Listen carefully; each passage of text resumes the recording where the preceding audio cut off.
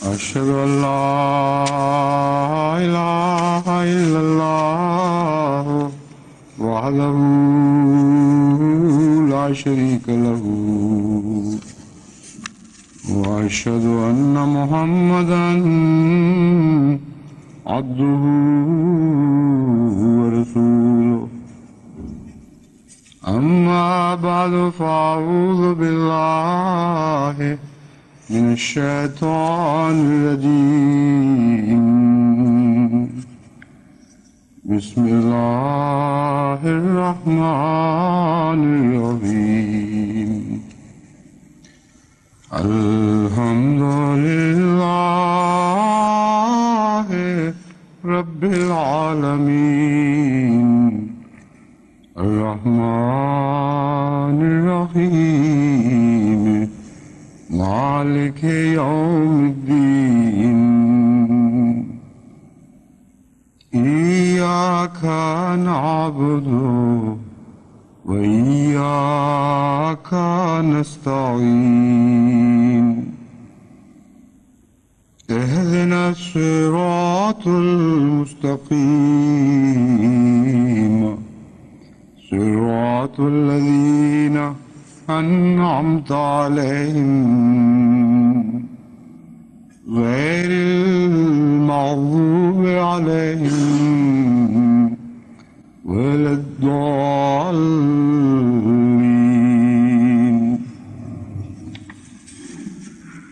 والذين يقولون ربنا هب لنا من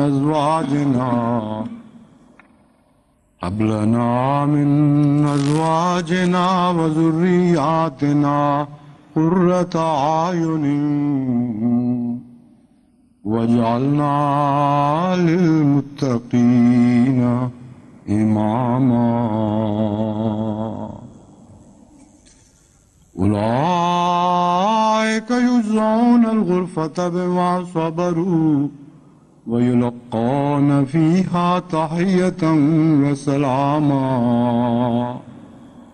خالدين فيها حسنت مستقرا ومقاما قل ما يعبأ بكم ربي لولا دعاؤكم فقد كذبتم فسوف يكون لزاما. سورہ فرقان آیات 75 تا 78. سورہ فرقان میں جہاں اللہ تعالی رحمان خدا کے بندوں کی صفات بیان فرماتا ہے، وہاں اسی تسلسل میں آخر پہ رحمان خدا کے بندوں کی ازدواجی زندگی کے اعلیٰ تصورات کو ان الفاظ میں پیش فرمایا گیا ہے کہ ازدواجی زندگی کے متعلق ان کی تمناؤں کا منتہا کیا ہوتا ہے، کیا چاہتے ہیں اپنے رب سے. فرمایا والذین یقولون ربنا ہب لنا من ازواجنا وذریاتنا قرۃ اعین. وہ یہ رب عرض کرتے ہیں اپنے رب سے کہ اے ہمارے رب، ہمارے لیے ہماری بیویوں ہی میں سے اور ہماری اولاد ہی سے آنکھوں کی ٹھنڈک نصیب فرما. وَجَعَلْنَا لِلْمُتَّقِينَ اماما، اور ہمیں متقیوں کا امام بنا دے. فرمایا اولئک یجزون الغرفۃ، یہی ہیں جن کو جنت میں بلند و بالا عمارتیں، 2 منزلہ عمارتیں عطا کی جائیں گی، اس وجہ سے کہ انہوں نے صبر سے کام لیا. وَيُلَقَّوْنَ فِيهَا تَحِيَّةً وَسَلَامًا، اور انہیں نیک تمناؤں اور سلامتی کے ساتھ خوش آمدید کہا جائے گا. وہ ہمیشہ اسی حالت میں رہیں گے. حسنت مستقرم و مقامہ، ان کی عارضی قیام گاہ بھی بہت خوبصورت اور حسین ہوگی، اور ان کی دائمی قیام گاہ بھی بہت خوبصورت اور حسین ہوگی۔ تو ان سے کہہ دے ما یابع بکم ربی لولا دعاؤکم، یعنی قل کے مخاطب حضرت اقدس محمد مصطفیٰ صلی اللہ علیہ وآلہ وسلم ہیں۔ وہ فرمایا ہے محمد تو ان سے کہہ دے، یعنی عام بنی نوع انسان سے، ما یابع بکم ربی لولا دعاؤکم، اگر تمہاری دعا نہ ہو تو میرے رب کو تمہاری کچھ بھی پرواہ نہیں۔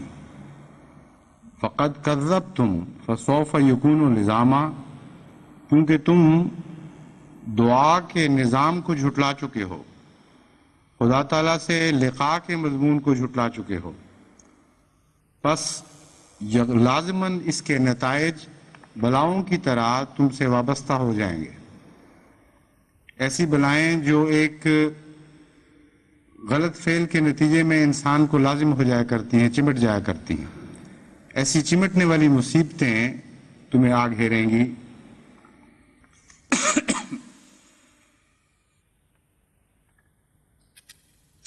ان آیات میں جو عائلی زندگی کا اعلیٰ مقصد بیان فرمایا گیا ہے، اس کا تعلق براہ راست تزوج کے مضمون سے ہے۔ کیوں ازدواجی زندگی خدا تعالیٰ نے قائم فرمائی، اس کے مقاصد کیا ہیں؟ اور دراصل بنیادی مقصد، جیسا کہ ہر معمولی فہم کا انسان بھی سمجھ سکتا ہے، انسانی زندگی کا تحفظ ہے، یا یوں کہنا چاہیے کہ زندگی کا تحفظ اور بقائے نسل ہے، تاکہ ہر چیز کی نسل باقی رہے۔ یہ بنیادی مقصد ہے۔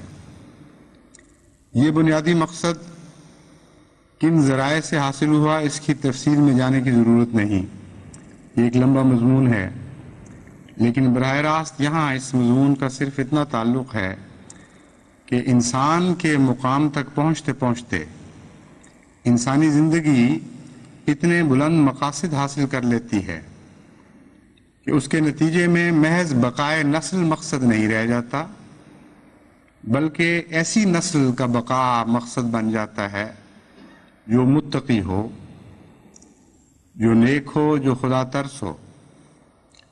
اور محض نسل کو جاری کرنا انسانی زندگی میں کوئی اہمیت نہیں رکھتا۔ بس وہ مضمون جو بظاہر مشترک ہے ہر حیوانی زندگی میں، اسے اس آیت نے ایک ایسے مقام پر پہنچا دیا جہاں باقی حیوانی زندگی پیچھے رہ جاتی ہے، اور انسان تمام حیوانی زندگی سے ممتاز ہو کے نظر آتا ہے، کیونکہ بظاہر جنس کے نتیجے میں یا جنسی تعلقات کے نتیجے میں صرف اولاد پیدا ہونی چاہیے، اور اس سے زیادہ بظاہر کوئی مقصد نظر نہیں آتا۔ اور اللہ تعالیٰ فرماتا ہے کہ جس مقام پر خدا اپنے رحمان بندوں کو دیکھنا چاہتا ہے اور دیکھتا ہے، اس مقام پر ان رحمان بندوں کے منہ سے یہ دعائیں نکلتی ہیں کہ اے خدا، ہمیں صرف اولاد نہیں چاہیے، ہمیں ایسی اولاد چاہیے جو متقی ہو۔ ہمیں صرف بیویاں نہیں چاہیے، ایسی بیویاں چاہیے جو متقی ہوں اور ہماری آنکھوں کے لیے ٹھنڈک کا سامان پیدا کرنے والے ہوں۔ آنکھوں کی ٹھنڈک کا سامان پیدا کرنے کی دعا کے بعد یہ فرمانا وَجْعَلْنَا لِلْمُتَّقِينَ اماما، یہ بتاتا ہے کہ مومن کی آنکھوں کی ٹھنڈک دراصل تقوی دیکھنے میں ہے، دین کو سدھرا ہوا دیکھنے میں ہے۔ اسی مضمون کو حضرت مسیح موعود علیہ الصلوۃ والسلام یوں بیان فرماتے ہیں، یہ ہو میں دیکھ لوں تقوی سبھی کا، جب آئے وقت میری واپسی کا۔ آخری وقت میں میری یہ تمنا ہے کہ جاتے ہوئے میری نظر جب اپنی اولاد پہ پڑے تو وہ متقی ہوں۔ بین ہی اسی آیت کے مضمون کو حضرت مسیح موعود علیہ الصلوۃ والسلام نے اردو میں دعائیہ رنگ دیا ہے۔ فرمایا اولئک یجزون الغرفۃ بما صبروا، چونکہ ان لوگوں نے صبر سے کام لیا ہے اس لیے ان کو جنت میں بالا خانے عطا کیے جائیں گے اور وہاں انہیں نیک تمناؤں، دعاؤں اور سلامتی کے ساتھ خوش آمدید کہا جائے گا۔ دوسرا مقصد جو قرآن کریم سے ثابت ہے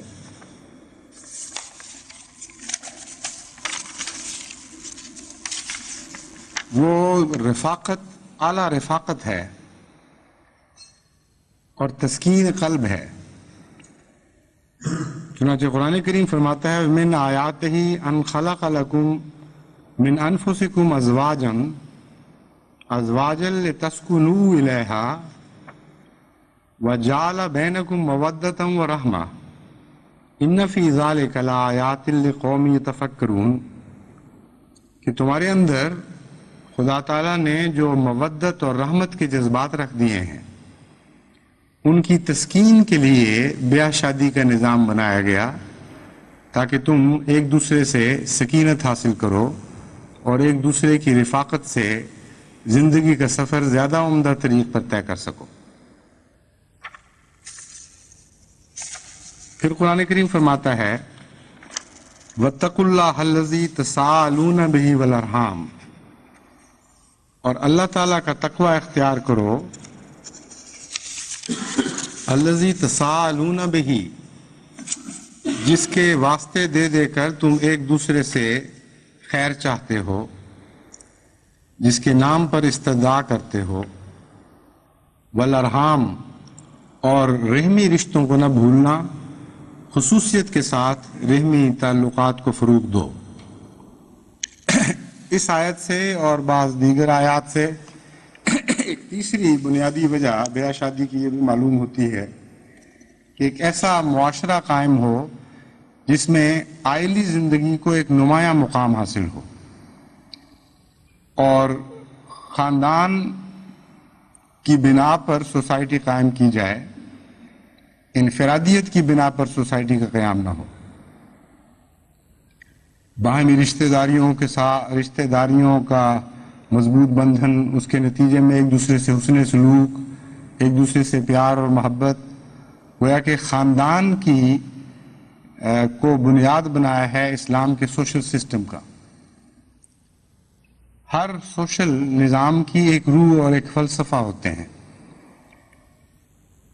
اسلامی سوشل نظام کی روح اور فلسفہ خاندان کے نظام کو تقویت دینا ہے، جس کی بنیاد ارحام پر ہے۔ چنانچہ وہاں جو ازدواجی زندگی کے لیے دعا سکھائی وہ بھی رحمان خدا کے بندوں کی صفات بیان کرتے ہوئے سکھائی، اور رحمی رشتوں کو تقویت دینے کا رحمان سے تعلق حضرت صلی اللہ علیہ وآلہ وسلم نے یوں بھی کھول کر بیان فرما دیا کہ رحم اور رحمان دونوں ایک ہی مادے سے نکلے ہوئے لفظ ہیں، اس لیے وہ شخص جو رحمی رشتوں کو کاٹتا ہے اس کا رحمان خدا سے بھی تعلق کٹ جاتا ہے۔ بس یہ مضمون آپس میں ایک دوسرے کے ساتھ مربوط ہے۔ یہ تین بنیادی وجوہات ہیں جو قرآن کریم سے معلوم ہوتا ہے کہ انسان کی عائلی یا ازدواجی زندگی کی بنا ہے، اور جب ہم غور کرتے ہیں دنیا کے حالات پر تو ان کے سوا باقی ساری وجوہات سے شادیاں کی جاتی ہیں اور ان باتوں کو پس پش ڈال دیا جاتا ہے۔ حضرت صلی اللہ علیہ وآلہ وسلم نے اس نقشے کو جس طرح پایا دنیا میں اس طرح یوں بیان فرمایا تنکح المرأۃ لأربع لمالها ولحسبها وجمالها ولدینها واظفر بذات الدین تربت یداک۔ عموماً لوگ جو دنیا میں شادیاں کرتے ہیں وہ دین کو سب سے آخر پہ کر دیتے ہیں اور اولیت دیتے ہیں مال کو، حسب و نسب کو اور جمال کو، اس کے حسن کو۔ فاظفر بذات الدین، تم دین کو اولیت دو، دین کو غالب رکھو۔ تربت یدا کا، اگر تم ایسا نہیں کرو گے تو ناکام اور نامراد رہو گے، بد نصیب ہوگے۔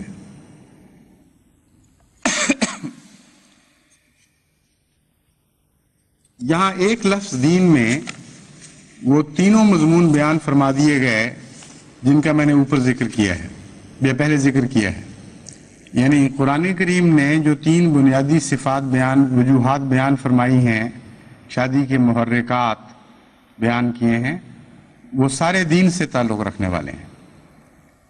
بس حضرت صلی اللہ علیہ وآلہ وسلم نے لفظ دین میں ان تمام مضامین کا خلاصہ بیان فرما دیا جو قرآن کریم نے مختلف آیات میں ہمارے سامنے کھول کر رکھے، اور فرمایا کہ بدقسمتی سے لوگ دین کو آخر پر کرتے ہیں، لیکن میں تمہیں کہتا ہوں کہ اگر تم ہلاکت سے بچنا چاہتے ہو تو تم دین کو فضیلت دو اور دین کو اول کرو۔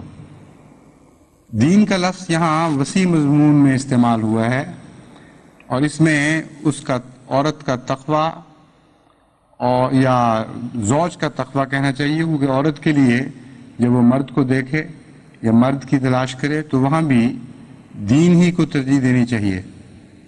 اس لیے فریق ثانی کا تقوی دیکھنا، اس کا حسن خلق دیکھنا، اس کا اچھا مزاج دیکھنا جو رفاقت میں اس کے کام آ سکے، اور وہ تمام باتیں جو خلق اور دین سے تعلق رکھنے والی ہیں ان کو اولیت دینا، یہ ہے اصل قرآنی نظریے کے مطابق وہ شادی جو خدا تعالیٰ کے فضل اور رحم کے ساتھ اس دنیا میں بھی کامیاب ہوتی ہے اور آخرت میں بھی کامیاب ہوتی ہے، کیونکہ اس مضمون کو مکمل کرتے ہوئے فرمایا کہ مستقر بھی ان کا اچھا ہوتا ہے اور مقام بھی اچھا ہوتا ہے، عارضی قیام گاہ بھی ان کی اچھی بنتی ہے اور مستقل قیام گاہ بھی اچھی بنتی ہے، یعنی اس دنیا میں بھی وہ خدا تعالیٰ کی طرف سے اجر پاتے ہیں اور بہت اچھے گھر کی بنیاد رکھتے ہیں جو عارضی گھر ہے، اور مرنے کے بعد جب مستقل رہائش گاہ ان کو نصیب ہوتی ہے تو وہ بھی بالا خانوں والی بلند و بالا اچھی رہائش گاہ نصیب ہوتی ہے۔ عملاً چونکہ جیسا کہ حضور اکرم صلی اللہ علیہ وسلم نے فرمایا اس مضمون کو الٹ دیا جاتا ہے، اس لیے دین کی بجائے ہر دوسرے مقصد سے شادی کی جاتی ہے، اور شادی کے جب مقصد بگاڑ دیے جائیں تو جیسا کہ حضور نے فرمایا انما الاعمال بالنیات، اعمال کے نتائج کا دار و مدار نیتوں پر ہوا کرتا ہے، اس لیے جب نیت بدل جائے، جب مقصد بگڑ جائے تو نتیجہ بھی اسی طرح بگڑ جاتا ہے، اور ایسی شادیاں عملاً کامیاب ہو ہی نہیں سکتی۔ اب یورپ کے معاشرے میں وہ خرابیاں نہیں ہیں جو ہمارے معاشرے میں ہیں، اور قسم کی خرابیاں ہیں، لیکن وہاں بھی شادی کی نیتوں میں وہ قرآنی نیت شامل نہیں، اس لیے یہاں کا معاشرہ بھی جب ٹوٹتا ہے تو غلط نیتوں کی وجہ سے وہ معاشرہ ٹوٹتا اور بکھرتا رہتا ہے اور خاندان تباہ ہوتے رہتے ہیں۔ ہمارے ہاں الگ قسم کی بنیادوں پر معاشرہ قائم ہے، اور وہاں بھی نیتیں اگرچہ بدلی ہوئی ہیں لیکن کچھ نہ کچھ فرق پائے جاتے ہیں یورپ کے معاشرے کے ہمارے معاشرے کے ساتھ۔ ہمارے معاشرے میں جب ماں باپ شادیاں کرتے ہیں اپنے بچوں کی تو یہ ایک بنیادی فرق ہے جو یورپ کے معاشرے سے ہے۔ یہاں عموماً لڑکا اور لڑکی آپس میں مل کے فیصلہ کرتے ہیں، ہمارے ملک میں عموماً والدین فیصلہ کرتے ہیں، مگر دونوں جگہ نیتوں کا فساد نظر آتا ہے۔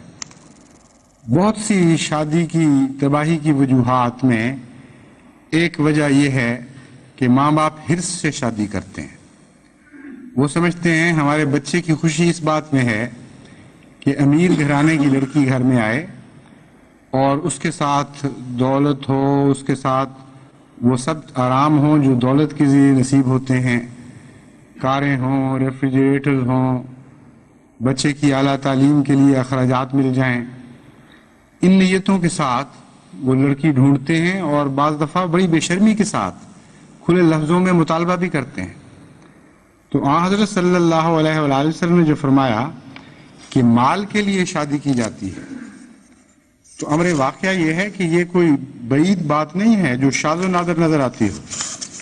کثرت کے ساتھ روزمرہ ہمارے معاشرے میں مال کی شادیاں دکھائی دیتی ہیں، اور مال کو حسب اور جمال پر اولیت دینے کی وجہ یہ ہے کہ عملاً ساری دنیا میں مال ہی کو اولیت دی جاتی ہے۔ جب تک کسی لڑکی کو یہاں یہ معلوم نہ ہو جائے کہ اس کے خامن کے پاس کافی دولت ہے یا اچھا مقام اور مرتبہ ہے جس کے نتیجے میں وہ سہولت سے زندگی بسر کر سکے گی، وہ فیصلہ نہیں کرتی۔ لوگ یہ سمجھتے ہیں کہ عموماً حسن کو مال پر فضیلت دی جاتی ہے، لیکن واقعہ یہ ہے کہ مرد حسن کو فضیلت دیتے ہوں گے، لیکن عورت بھی تو ایک فریق ہے۔ عورت بسا اوقات مال کو فضیلت دیتی ہے، یا عورت کے گھر والے، جب ہمارے ملک میں ہم اپنے ملک کے معاشرے کو دیکھتے ہیں تو وہاں یہ کہیں گے کہ عورت کے گھر والے مال کو فضیلت دیتے ہیں، اور سب سے پہلے جائیداد دیکھی جاتی ہے، اس کے دوسرے امکانات دیکھے جاتے ہیں کہ آئندہ مالی لحاظ سے اس کی ترقی کے کیا امکانات ہیں۔ اور ایسی شادیاں شروع ہی سے جس کو کہتے ہیں ڈومڈ ہو جاتی ہیں، ان کے متعلق وہیں لکھ دیا جاتا ہے خدا کی تقدیر کی طرف سے کہ تم نے جو مقصد اختیار کیا ہے اس مقصد کے نتیجے میں دل کی تسکین، آنکھوں کی ٹھنڈک، نیک اور پاکیزہ اولاد کا نصیب ہونا ایک بعید کی بات بن جاتی ہے۔ پھر حسب کی شادیاں بھی بڑی کثرت سے ہوتی ہیں۔ اچھا خاندان دیکھنا جس کے ساتھ نام و نمود ہو، یہ بظاہر یہ خیال ہوتا ہے کہ شاید بعض لوگ صرف کرتے ہوں، لیکن امر واقعہ یہ ہے کہ انسانی نفسیات میں اس کا بہت بڑا عمل دخل ہے۔ حسب کے متعلق میں جانتا ہوں، میرے ساتھ رشتے ناتوں کا بڑا دیر سے تعلق ہے، لوگ بڑی دیر سے مجھے لکھتے چلے آتے ہیں کہ ہمارا رشتہ کرواؤ، اور بہت جگہ میں نے اس خواہش کو اگر ظاہر نہیں تو دبا ہوا ضرور دیکھا ہے۔ اور بعض ماں باپ تو محض سوشل سٹیٹس میں لڑکی دیتے ہیں، یا لڑکے محض سوشل سٹیٹس اونچا کرنے کے لیے ایسی لڑکی ڈھونڈتے ہیں جس کے خاندان کو باہر سے دیکھا جائے تو بڑی اس میں چمک دمک نظر آئے اور ایک مقام اور مرتبہ نظر آئے، اور ایسی شادیاں بھی اکثر ناکام ہوتی ہیں۔ پھر زینت حسن کو دیکھا جاتا ہے، حسن کے نتیجے میں مودت اور رحمت جو مقاصد میں داخل ہے وہ ضرور آ جاتے ہیں، اس میں کوئی شک نہیں، لیکن اسے دوام حاصل نہیں ہے۔ وجہ یہ ہے کہ حسن تو ایک فانی چیز ہے، ہمیشہ ایک حال پر نہیں رہتا، اور نہ صرف فانی ہے بلکہ جتنا اس سے زیادہ واقفیت ہوتی چلی جائے، جتنا قریب آ جائے، جتنا ہاتھ میں آئے، اتنا ہی اس کی لذت کم ہوتی چلی جاتی ہے، اور رفتہ رفتہ یہ ایک روزمرہ کی چیز بن جاتا ہے۔ اور سیرت ایک ایسی چیز ہے جو کبھی بھی اپنی کشش نہیں کھوتی، بالکل حسن کے برعکس نتیجہ پیدا کرتی ہے۔ جتنا زیادہ کسی صاحب سیرت انسان کے آپ قریب ہوں، اتنا ہی زیادہ اس سے محبت بڑھتی چلی جاتی ہے، اور اس میں گراف ہمیشہ اوپر کی طرف چلتا ہے۔ سیرت سے اکتاتا ہوا کبھی کوئی آدمی نہیں دیکھیں گے آپ، لیکن حسن سے اکتاتے ہوئے ضرور آپ دیکھیں گے۔ اچھی سیرت وقت کے ساتھ حسین تر ہوتی چلی جاتی ہے، کیونکہ سیرت میں بھی پختگی آتی ہے، سیرت میں بھی نفیس پہلو اور زیادہ اجاگر ہونے لگتے ہیں، اور صاحب سیرت کبھی بھی ایک حال پہ آپ کو ہمیشہ نظر نہیں آئے گا۔ صاحب سیرت کی مثال تو فیض نے اس شعر میں دی ہے کہ جب بھی دیکھا ہے تجھے عالم نو دیکھا ہے، مرحلہ طے نہ ہوا تیری شناسائی کا، کہ جب بھی تجھے دیکھتے ہیں ایک نیا عالم دکھائی دیتا ہے، اور تجھ سے واقفیت اور تعارف کا مرحلہ کبھی بھی طے نہیں ہوتا. حسن میں یہ بات نہیں ہوتی. ہو سکتا ہے شاعر نے اپنی غلط فہمی کی بنا پر حسن کو مخاطب کر کے یہ کہا ہو، لیکن امر واقعہ یہ ہے کہ حسن میں یہ بات نہیں ہوتی. اور پھر وقت کے ساتھ حسن ڈھلتا ہے، خصوصاً شادی کے بعد تو اس کا ڈھلنا ایک طبیعی اور یقینی امر بن جاتا ہے. بچے پیدا ہوتے ہیں، ان کی دیکھ بھال، ذمہ داریاں، بیماریاں، عمر کا اپنے وقت کے مطابق گزرتے چلے جانا، کوئی ٹھہرا ہی نہیں سکتا اس کو. یہ ساری وہ باتیں ہیں جو ہر پہلو سے حسن پر اثر انداز ہو رہی ہوتی ہیں. بس اگر حسن سے ابتدائی قرب محبت کو چمکانے کا موجب بھی بنے تو ایک لمبا عرصہ اسی حسن کے ساتھ ٹھہرنے سے اکتاہٹ بھی پیدا ہوتی ہے اور حسن کے اندر قوت کشش کم ہوتی چلی جاتی ہے دن بدن. سیرت کے مضمون اور دین کا مضمون ایک ہی چیز ہے اصل میں. بس جب آن حضرت صلی اللہ علیہ وآلہ وسلم نے فرمایا دین کو فضیلت دو، دین کو غالب رکھو، تو اس میں وہ دین بھی آ جاتا ہے جسے ہم عرف عام میں دین کہتے ہیں، یعنی مذہب. اور عربی کا وسیع لفظ دین بھی اپنے پورے معنی دیتا ہے، اور اس میں کسی کا مزاج، اس کی سیرت، اس کی روش، اس کے چال چلن، یہ ساری باتیں داخل ہیں.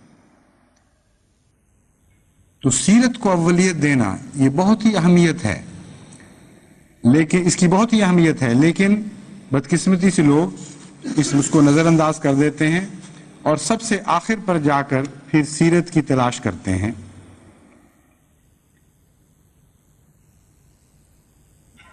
اس کے علاوہ بھی بگڑے ہوئے بہت سے مقاصد ہیں جو کسی نہ کسی جہت سے انسانی ذہن میں داخل ہوتے رہتے ہیں. بعض عورتیں بہو صرف نوکرانی کے طور پر لاتی ہیں، اور جتنا غربت ہو کسی جگہ اتنا ہی زیادہ یہ نوکرانی کا تصور بیچ میں زیادہ عمل دخل کرتا ہے. اونچے کھانے پینے والے گھرانوں میں تو یہ تصور عموماً نہیں پایا جاتا، مغربی معاشرے میں بھی یہ تصور نہیں پایا جاتا، لیکن ہمارے ہاں جہاں اقتصادی معیار کم ہیں وہاں اس کا بڑا بھاری دخل ہے.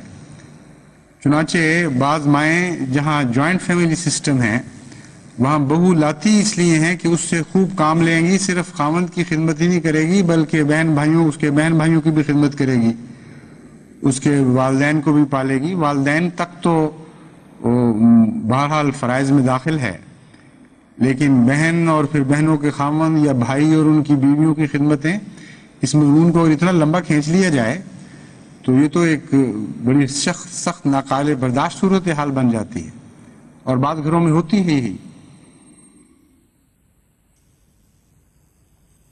مرد جو بگڑے ہوئے مقاصد رکھتے ہیں ان میں عموماً جیسا کہ میں نے پہلے بھی بیان کیا تھا حسن کو فضیلت ہوتی ہے، اور اس کے بعد تہذیبی اقدار کو فضیلت دیتے ہیں. آج کل کے زمانے میں جسے تہذیب کہتے ہیں اسلامی اصطلاح میں اس کو بد تہذیبی کہتے ہیں، مگر میں جب تہذیب کہہ رہا ہوں تو عام اصطلاح میں بات کر رہا ہوں. آج کل کے تہذیب کی وہ اقدار جو عملاً دینی لحاظ سے نہایت ہی بد تہذیبی کی اقدار ہیں، ان کی کشش میں مبتلا ہو کر بعض خاوند اس وجہ سے شادی کرتے ہیں کہ ہم اپنی بیوی کو پارٹیوں میں بلائیں گے، پارٹیوں میں لے کے جائیں گے، گھروں میں پارٹیاں منعقد کریں گے، ان سے بے پردگیاں کروائیں گے، ملازمتوں میں اس سے ترقی حاصل کریں گے، پاپولر ہوں گے، ہر دل عزیز ہوں گے معاشرے میں کہ بڑی سجی دھجی بیوی ہے، بہت ہی سمارٹ جس کو کہتے ہیں سمارٹ بیوی لے کے آیا ہے اور خوب تعلقات رکھتی ہے ہر طرف. اور یہ نیت لے کر عملاً وہ بالکل اس کے برعکس نتیجہ پیدا کرتے ہیں جس کے لیے قرآن کریم شادی کرنے کی اجازت دیتا ہے، یعنی نیک اور پاکیزہ اولاد. جس خاوند کی نیت میں آغاز ہی میں یہ ظاہری معاشرتی اور تہذیبی حسن ہو اس کو شروع ہی سے اولاد کی نیکی سے ہاتھ دھو بیٹھنا چاہیے، کیونکہ ان گھروں میں جو اولادیں پلتی ہیں وہ کئی طرح سے بیچاری بیمار ہو جاتی ہیں، روحانی لحاظ سے بھی، نفسیاتی لحاظ سے بھی۔ ایسی اولاد کی طرف ایسے معاشرے میں بہت کم توجہ دی جاتی ہے۔ جو میاں بیوی مغربی تہذیب کے حسن کا شکار ہو جائیں، ان کو اپنی اولاد کے تقاضے پورے کرنے کا وقت ہی نہیں ملتا۔ اور پھر اولاد میں یہ ایک بنیادی بات پائی جاتی ہے انسانی فطرت کے لحاظ سے کہ ماں باپ کو جن رستوں پر چلتا دیکھتی ہے ان سے 2 قدم آگے جانے کی کوشش کرتی ہے۔ اگر نیکی کا رستہ ہو تو شاید یہ تمنا اتنی شدت سے پیدا نہ ہو، لیکن ماں باپ کی بدیوں میں تو عموماً اولاد 2 قدم چھوڑ کے 4 قدم آگے بڑھنے کی کوشش کرتی ہے۔ اس لیے جس شادی کی تمنا میں بدی داخل ہو گئی ہو، وہاں اولاد 4 قدم، 8 قدم، 10 قدم، جتنی بھی اس کو توفیق ملے گی آگے بڑھائے گی، اور بڑی تیزی کے ساتھ معاشرہ بگڑنے لگتا ہے، اور بالآخر وہ خاندانی نظام جو اسلام پیدا کرنا چاہتا ہے وہ ٹوٹ کر بکھر جاتا ہے، اور مغربی کی طرح کا انفرادی نظام قائم ہو جاتا ہے۔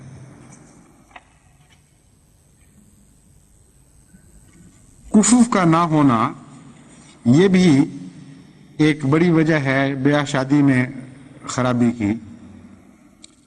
کفوف کیا چیز ہے؟ یہ اسلام میں ایک محاورہ ہے، فقہ میں بہت کثرت سے استعمال ہوتا ہے۔ کفوف سے مراد یہ ہے کہ جس قسم کی کسی کی حالت ہو ویسا ہی تلاش کیا جائے، اور کفر کا مضمون نہ سمجھنے کے نتیجے میں بعض دفعہ بہت سی غلطیاں ہو جاتی ہیں۔ جب کہا جاتا ہے دین کو فضیلت دو، تو یہ مراد نہیں ہے کہ ایک شخص بے دین ہو اس کے لیے دیندار لڑکی لے آؤ، کیونکہ جو خود بے دین ہے اس کے لیے دیندار لڑکی لانا دوسری طرف سے دیکھا جائے تو غلط مضمون بن جاتا ہے۔ اگر لڑکی کے رخ پر جا کے دیکھیں گے آپ تو یہ نتیجہ نکلا کہ ایک دیندار لڑکی کے لیے بے دین آدمی لایا گیا، اور آن حضرت صلی اللہ علیہ وآلہ وسلم کی نصیحت کا بالکل الٹ نتیجہ نکلا۔ اس لیے جہاں 2 رخ ہوں وہاں کفر کے بغیر مضمون صحیح بنتا ہی نہیں ہے۔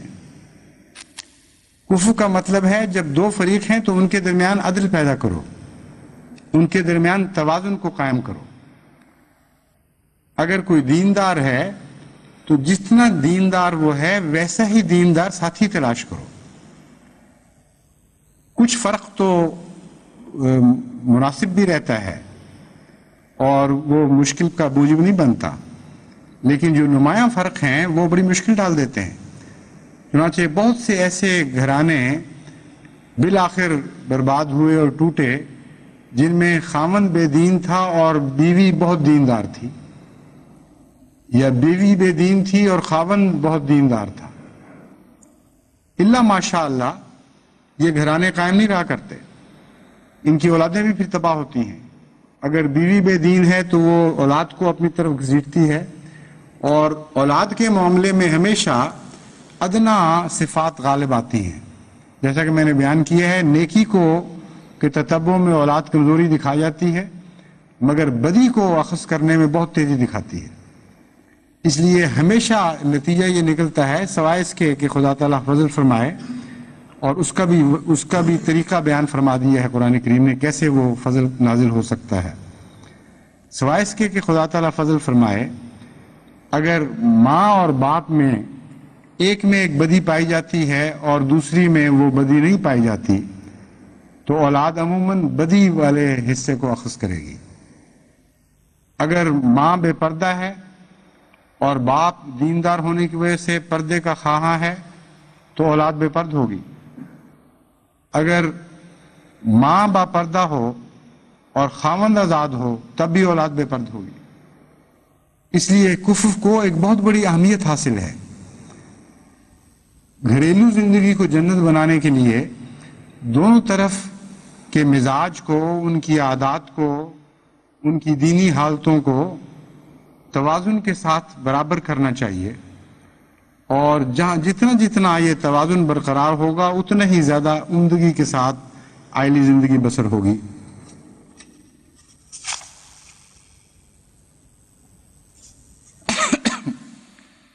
اسی طرح بہت سی شکایات جو میرے علم میں آتی ہیں، ان میں ایک بنیادی وجہ قرآن کریم کے ارشاد قول سدید کو نظر انداز کرنا ہوتا ہے۔ قرآن کریم جب فرماتا ہے قول سدید اختیار کرو، خصوصاً بیاہ شادی کے معاملے میں، کیونکہ نکاح کے موقع پر یہ آیت تلاوت کی جاتی ہے، تو اس میں ایک خاص حکمت ہے۔ یہ نہیں فرمایا سچ بولو۔ سچ بولنا اور قول سدید میں بعض مقامات پر اتفاقات ہیں، بعض جگہ یہ دونوں الگ الگ مضمون بیان کرتے ہیں۔ عام طور پر ایک آدمی جب اپنی لڑکی کے متعلق بتاتا ہے کہ میری لڑکی میں یہ تعلیم ہے، فلاں فلاں خوبیاں ہیں، تو یہ سچائی ہے اگر وہ سچی واقعتاً باتیں ہیں، اس کو ہم کہہ سکتے ہیں اس نے سچ بولا۔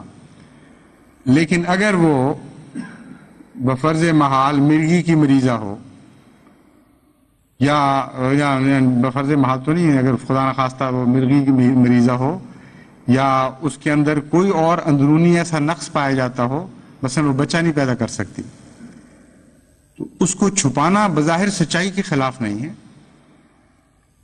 کیونکہ اس نے نہیں کہا کہ اس میں وہ نقص نہیں پایا جاتا، لیکن قول سدید کے خلاف ہے۔ جب کہا جاتا ہے قولوا قولا سدیدا، تو مراد یہ ہے کہ معاملہ صاف رکھو اور معاملے میں کوئی کجی نہ آنے دو۔ جو باتیں کرو ان میں صاف گوئی پائی جاتی ہو، یعنی اگر نقص ہیں تو وہ بھی بیان کرو اور بتا دو کہ یہ کمزوریاں ہمارے اندر پائی جاتی ہیں۔ قول سدید کے نہ ہونے کے نتیجے میں بھی ہمارے معاشرے کی بہت ساری خرابیاں ہمارے معاشرے میں بہت ساری خرابیاں پائی جاتی ہیں، اور بہت سے گھر اسی وجہ سے ٹوٹتے ہیں۔ اور قول سدید کا نہ ہونا اتنا ایک وسیع عمل ہے جو ہر حصے پر اثر انداز ہوتا ہے۔ یعنی بعض لڑکے والے آ کے جھوٹی باتیں بتاتے ہیں، وہ تو خیر جھوٹ میں چلا جائے گا، لیکن بعض خامیوں پہ پردے ڈالتے ہیں اس لڑکے کی، بعض بد عادتیں اس لڑکے کو ہوتی ہیں جس کے متعلق وہ لڑکی والوں کو نہیں مطلع کرتے۔ اگر یہ بتایا ہے کہ فلان جگہ وہ ملازم ہے، تو مثلا یہ نہیں بتایا کہ اتنا مقروض بھی ہے۔ اگر یہ بتایا کہ ہماری اتنی جائیداد ہے، تو یہ نہیں بتایا کہ اتنی جائیداد رہن بھی ہوئی ہے، اور اتنی جائیداد جھگڑے والی ہے، اور اتنے جائیداد کے وارث بھی ہیں۔ تو بعض باتوں کا مخفی رکھنا یہ قول سدید کے خلاف ہے۔ ایک بچی کے متعلق مثلا مجھے پتہ ہے اس کے بڑی دردناک حالت ہے، اس کے میاں کو مرگی کا شدید دورہ پڑتا ہے، اتنا کہ اگر اس کی لڑکی کے والدین کو پتہ ہوتا تو آنکھیں کھول کے وہ شادی نہ کرتے، لیکن اس بات کو مخفی رکھا گیا، وہ شادی چل رہی ہے لیکن بڑی تکلیف کی حالت میں ہے۔ تو ایک دو جگہ نہیں، ہزارہ مثالیں آپ کو ہمارے معاشرے کی دکھوں کی ایسی ملیں گی جہاں قول سدید کو نظر انداز کر دیا گیا ہے۔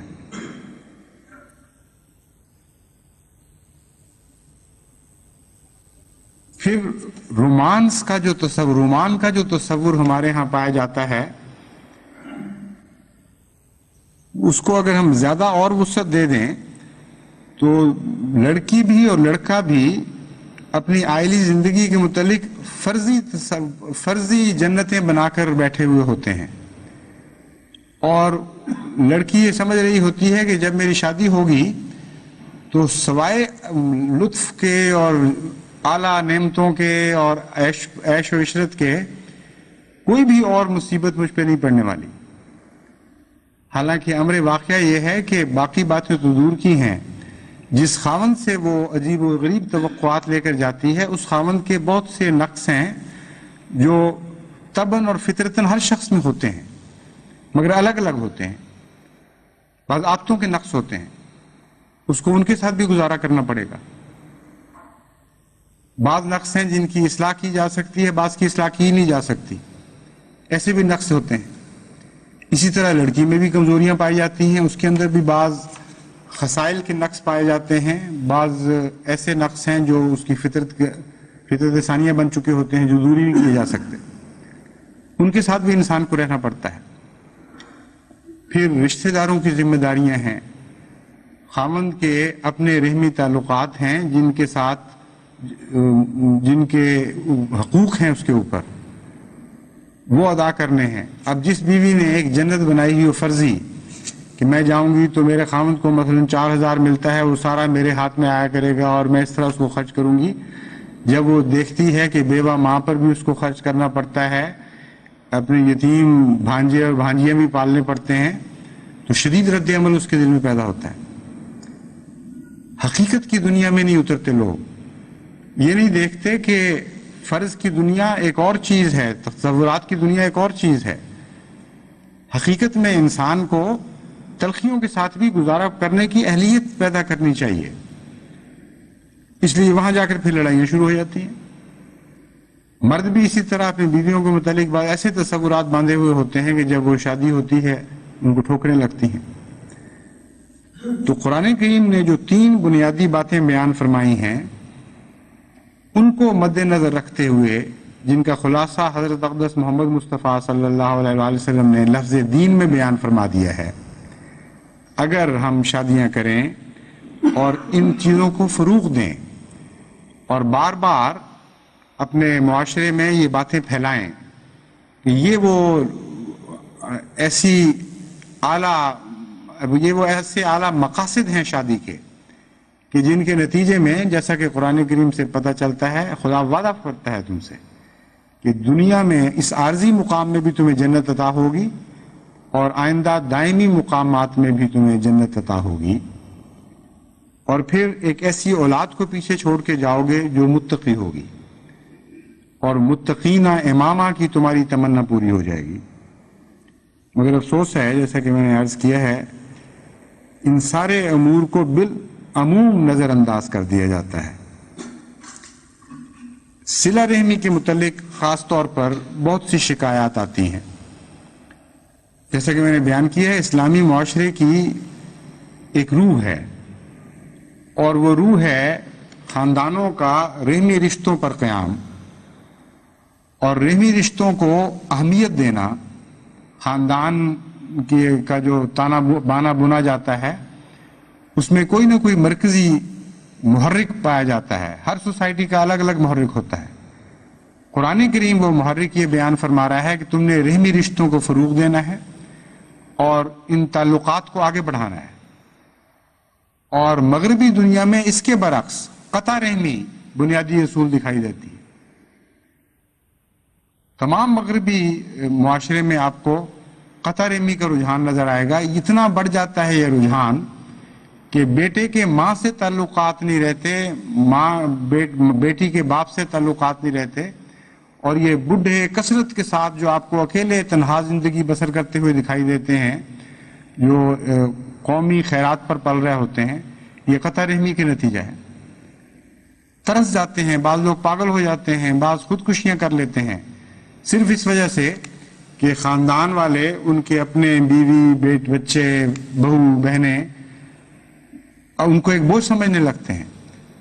وہ سمجھتے ہیں معاشرہ سنبھالے آپ ہی ان کو، ہمارا کیا ہے، ہم تو اپنے عیش و عشرت میں وقت گزاریں گے اور بوجھ اٹھانے کے لیے تیار نہیں۔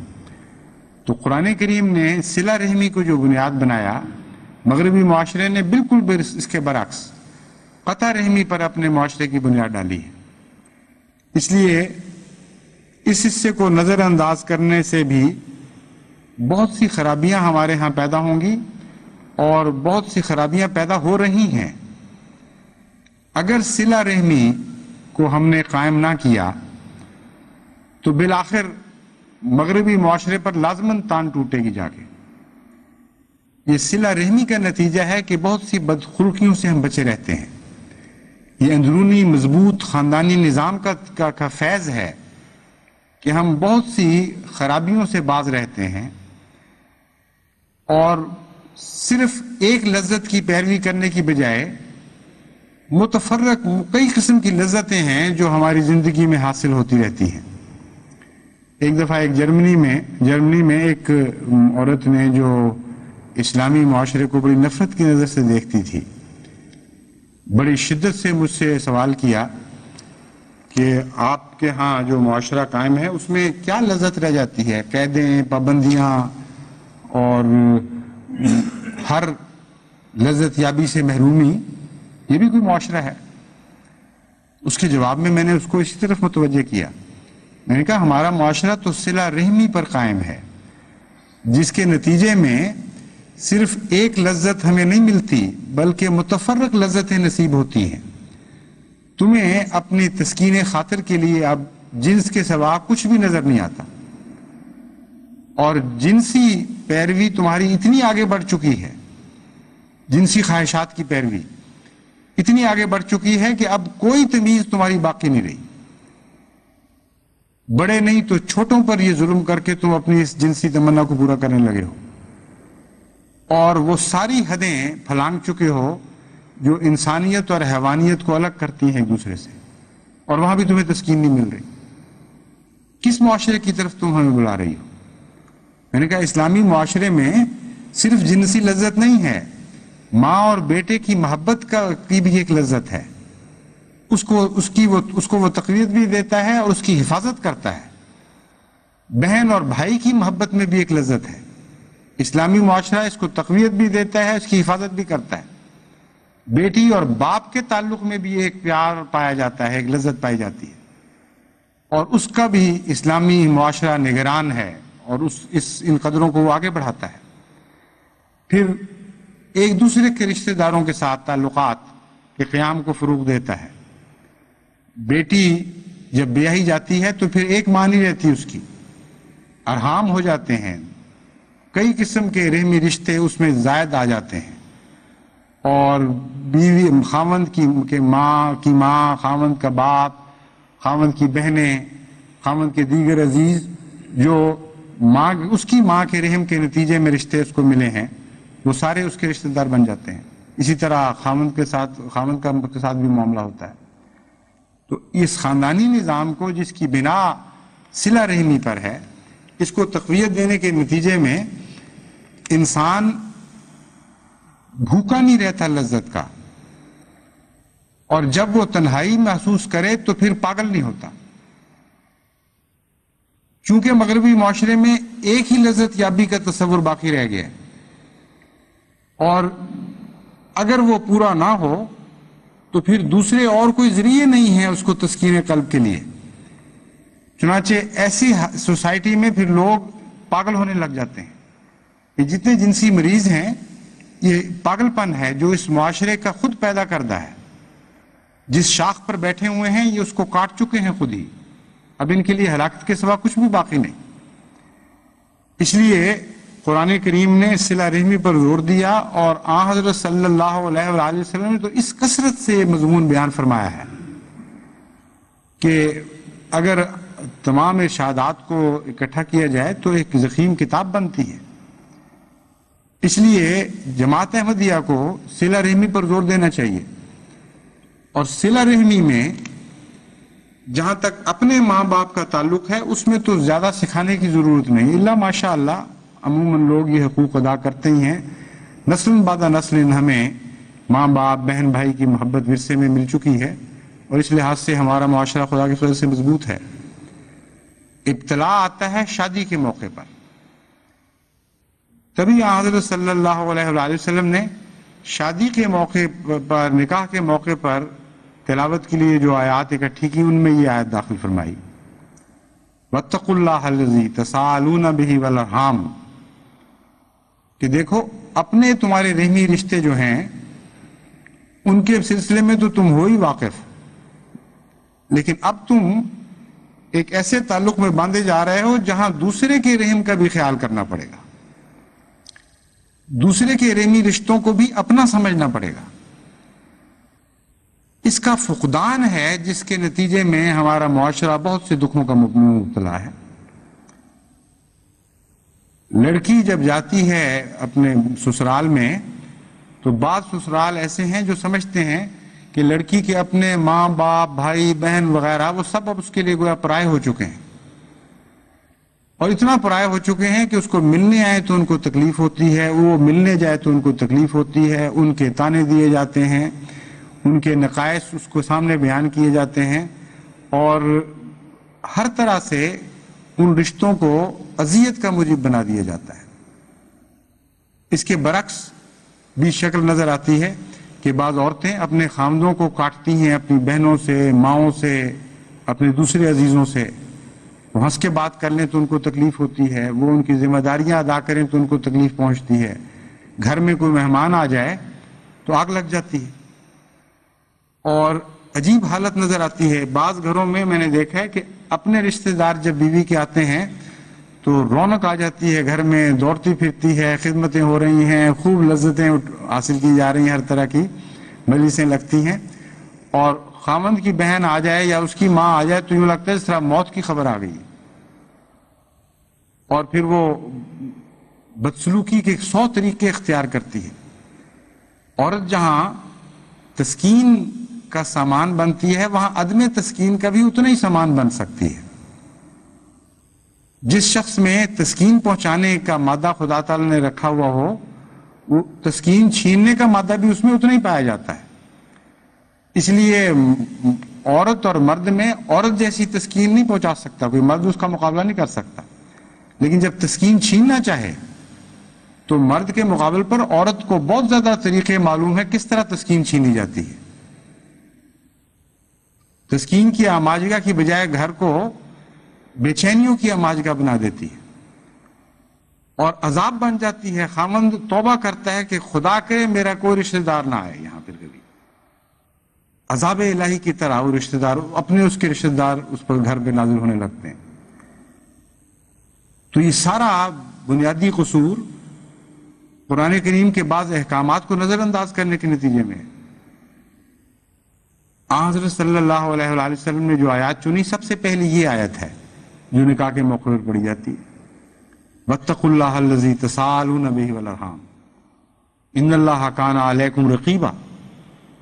یہاں تک فرمایا کہ اگر تم رحمی رشتوں کو نظر انداز کرو گے تو خدا تم پر نگران ہے، وہ تمہیں ضرور پکڑے گا۔ اس لیے ان تمام امور میں ہمیں لازماً قرآن کی پناہ میں واپس جانا پڑے گا۔ ہمارا معاشرہ جہاں جہاں قرآن کی حدود سے قرآن کی حدود پھلانگ کے باہر نکل چکا ہے، اس کو تسکین مل ہی نہیں سکتی جب تک وہ واپس نہ آ جائے۔ اور یہ خیال کہ ہمارا گھر ہے، کوئی ہمیں اپنے گھر کے اندر کیوں کچھ کہتا ہے، یا ہم اپنے گھر میں آزاد ہیں جو چاہیں کریں، یہ غلط خیال ہے۔ قرآن کریم اس تصور کو رد کر رہا ہے۔ قرآن کریم ملکیت صرف خدا تعالیٰ کی بتاتا ہے، وَلِلَّهِ الْأَمْرُ، صرف اللہ کا حکم ہے، اور ہمارے پاس ہر چیز امانت ہے، عارضی طور پر ہے۔ یہ خیال ہی غلط ہے کہ ہم اب آزاد ہیں، اپنے اپنے گھروں میں جو چاہیں کرتے پھریں۔ ہم ہرگز آزاد نہیں ہیں، یعنی ہم انسان کو جواب دیں نہیں، خدا کو ضرور جواب دیں۔ اس لیے خاوند اگر اپنی بیوی کے حقوق ادا نہیں کرتا تو وہ جواب دہ ہے، بیوی اگر خاوند کے حقوق ادا نہیں کرتی تو وہ جواب دہ ہے۔ اور ان اللہ کان علیکم رقیبا کی آیت عنوان بن گئی ہے اس جواب دہی کا۔ ہر وقت یہ نگرانی ہو رہی ہے، ہر وقت یہ جواب دہی ہو رہی ہے۔ اگر خاوند باپ اپنے بچوں کے حقوق ادا نہیں کر رہا، یا ان سے بدتمیزی کرتا ہے، سختی کرتا ہے، ظلم کرتا ہے، یہ سمجھتا ہے کہ میری اولاد ہے جو چاہوں میں کروں، وہ بھی جواب دے۔ اور جو باپ کھلی ڈوریاں چھوڑ دیتا ہے کہ جی یہ زمانہ ہی نہیں ہے اولاد پر سختیوں کا، اولاد اپنی آزاد ہے جو چاہے کرتی پھرے، اس کو میں کیوں نیکی کی تعلیم دوں، اس نے اپنی قبر میں پڑھنا ہے، میں نے اپنی قبر میں پڑھنا ہے، جو اس حد تک بات کو پہنچا دیتا ہے وہ بھی جواب دہ ہے۔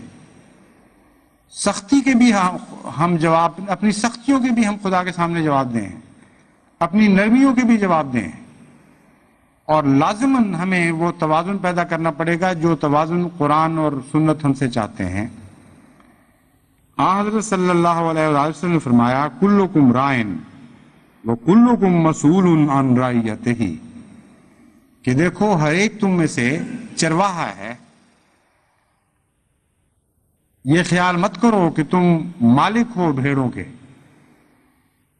تم چرواہے ہو، اور چرواہا ایک ایک بھیڑ کا حساب دیتا ہے مالک کو گھر جا کے.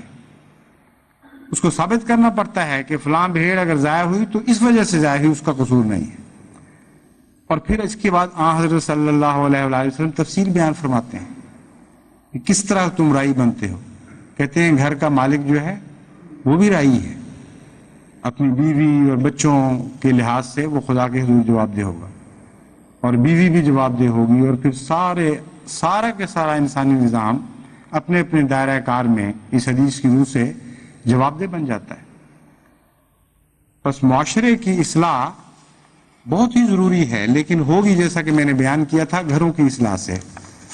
اور گھروں کی اصلاح میں جواب دہی کا تصور ہمیشہ پیش نظر رکھنا چاہیے. انسان خدا کے نام پر ایک نصیحت کرتا ہے، اور بعض دفعہ ایک سے زیادہ دفعہ بھی نصیحت کرتا ہے، لیکن مستقل طور پر نہ وہ انسان ساتھ رہ سکتا ہے ہر گھر میں، نہ نصیحت کو قبول کرنے والے سارے ایک ہی طرح کے انسان ہوتے ہیں. پھر وقتی جوش آتا ہے، بعض دفعہ معاشرہ کی اصلاح پر 2 خطبات ہو گئے تو ایک تھوڑی سی تبدیلیاں پیدا ہونے کے آثار ظاہر ہوئے، اور پھر وہ بھول گئے، پھر اور باتیں شروع ہو گئیں. لیکن اگر یہ مضمون پیش نظر رہے کہ ان اللہ کان علیکم رقیبا، ایک ایسی ذات بھی ہے جو ہر گھر میں ہے، ہر ذات میں ہے، ہر شخص کی رگ جان سے زیادہ قریب ہے، اور وہ نگران ہے اس بات پر کہ تم اپنے ارحام کے حقوق ادا کر رہے ہو کہ نہیں.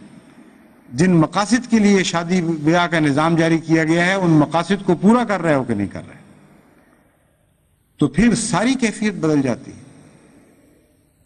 پھر ہر سلوک اور عدم سلوک کے نتیجے میں انسان اپنے آپ کو ایک بالا ہستی کے حضور جواب دے پاتا ہے، اور اس ذمہ داری کے احساس سے اس کو بڑی فکر پیدا ہو جاتی ہے. بس جب تک خدا کو حاضر ناظر جان کر ہم اپنے معاشرے کی اصلاح کی کوشش نہیں کریں گے، یہ اس معاشرے کی اصلاح نہیں ہو سکتی. کئی لوگ یہ کہتے ہیں جی آپ بہت ہی زیادہ بھیانک تصویر کھینچ رہے ہیں. وہ سمجھتے ہیں کہ شاید میری ان باتوں سے غیر یہ فائدہ اٹھائے اور وہ یہ سمجھے کہ نعوذ باللہ من ذالک احمدی خاندانوں کا یہ حال ہے جو میں یہ بھیانک نقشہ کھینچتا ہوں، اور گویا فرق کوئی نہیں. ہرگز یہ بات نہیں ہے. میں جانتا ہوں کہ احمدی معاشرے کا غیر احمدی معاشرے سے، اسلامی معاشرے کا غیر اسلامی معاشرے سے بڑا نمایاں فرق ہے، لیکن موجودہ صورت میں جتنے ہی معاشرتی خرابیاں ہمارے اندر پائی جاتی ہیں، ہماری جماعت کے مقام اور مرتبے کے لحاظ سے ہرگز قابل برداشت نہیں ہے. کسی قیمت پر بھی ہم ان کو ساتھ لے کر آگے نہیں بڑھ سکتے. مستقبل کی نسلوں کو تباہ کرنے کے بیج بو دیے گئے ہیں ان خرابیوں میں. آئندہ نسلوں کو اپنے ہاتھوں سے ضائع کرنے اور قتل کرنے کے سامان پیدا کر دیے گئے ہیں. پھر میں کس طرح اس خوف سے کہ دشمن نہ سے ان باتوں کو چھپا کے بیٹھ جاؤں؟ میں بھی تو جواب دہ ہوں، اور آپ سب سے بڑھ کر اس لحاظ سے جواب دہ ہوں.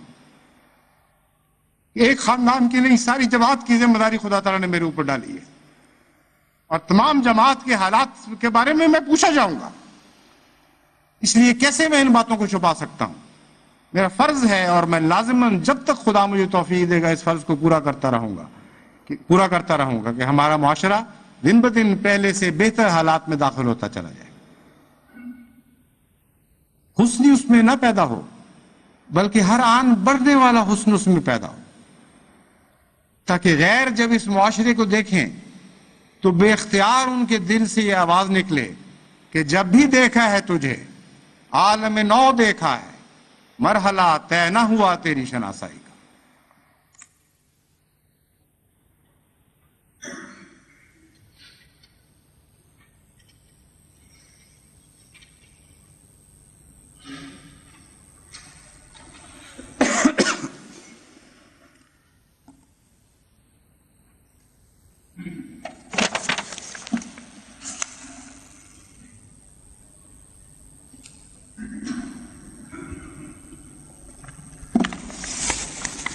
الحمد لله نحمده ونستعينه ونستغفره ونؤمن به ونتوكل عليه ونعوذ بالله من شرور أنفسنا ومن سيئات أعمالنا من يهده الله فلا مضل له ومن يضلله فلا هادي له ونشهد أن لا إله إلا الله وحده لا شريك له ونشهد أن محمدا عبده ورسوله. آج 3 خواتین کی نمازهای جنازہ غائب پڑھی جائیں گی. جمعے اور عصر کی نماز جمع ہوگی اور اس کے بعد یہ نماز جنازہ ہوگی. مکرمہ امت الحمید بیگم صاحبہ اہلیہ قاضی محمد رشید صاحب مرحوم وکیل المال، محترم عطا المجیب صاحب راشد کی خوش دامنہ تھیں، صحابیہ تھیں. لوائے احمدیت کے لیے سوت کاٹ کر دھاگا بنانے کی سعادت بھی ان کو نصیب ہوئی. خدا تعالیٰ کے فضل سے آپ کے 4 بیٹے واقف زندگی ہیں اور 3 بیٹیاں واقفین زندگی سے بیاہی ہوئی تھیں.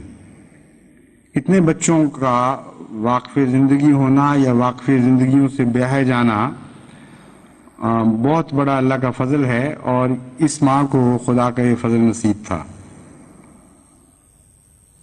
مکرمہ حمیدہ بیگم صاحبہ لاہور، یہ عبد الوحید خان صاحب retired deputy director labour Lahore کے مخلص احمدی ہیں اور ان کی والدہ تھیں، اور مکرم محترم چودھری عبد الحمید صاحب جنرل مینیجر وابڈا لاہور کی ہمشیرہ تھیں. مکرمہ آمنہ بیگم صاحبہ اہلیہ ڈاکٹر محمد دین صاحب مرحوم وہاڑی، مکرم چودھری ظہور احمد صاحب مرحوم ناظر دیوان کی ہمشیرہ تھیں، اور مکرم ودود احمد صاحب ہمارے ڈاکٹر مسعود احمد صاحب کے بھائی، سلسلے کے بڑے اچھے کارکن یہاں کے ہیں، ان کی خوش دامنہ تھیں. ان کی بھی وہاڑی میں وفات ہو گئی ہے، آج ہی اطلاع ملی ہے. تو عصر کے بعد انشاءاللہ ان کی نماز جنازہ غائب ہوگی. عباد اللہ رحمکم اللہ، ان اللہ یامر بالعدل والاحسان وایتاء ذی القربى وینہی عن الفحشاء والمنکر والبغی یعظکم لعلکم تذکرون. اذکروا اللہ یذکرکم وادعوہ یستجب لکم وَلَذِكْرُ اللَّهِ أَكْبَرُ.